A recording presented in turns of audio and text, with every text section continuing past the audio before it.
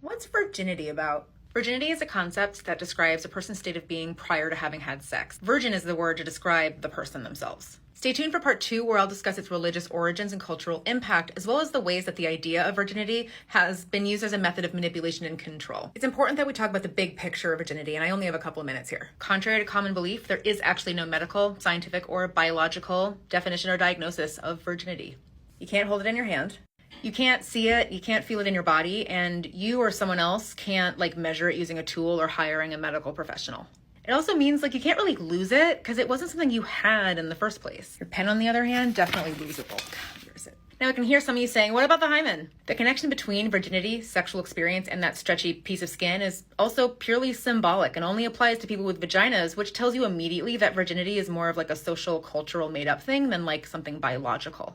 Also, if you haven't watched my video about the truth about hymens, cue that up next. Honestly, we only have virginity if we believe it. And when we're young, we often believe it because somebody or something like a movie or a website or social media told us that we did. And because virginity is symbolic, it can be very important to some people, sort of important to some people, and then completely meaningless to other people. It's all valid. Here's something to consider though. One of the reasons why there is no medical, biological, or scientific definition of virginity is because there is no medical, biological, or scientific definition of sex. Having sex means a lot of different things. It could be mouth or hands on genitals. It could be C's rubbing up against something, or a P or a pleasure toy going into a bum or a V. Humping or having petting, and even pleasuring yourself. That's all sex. Gives a whole new perspective to you do you.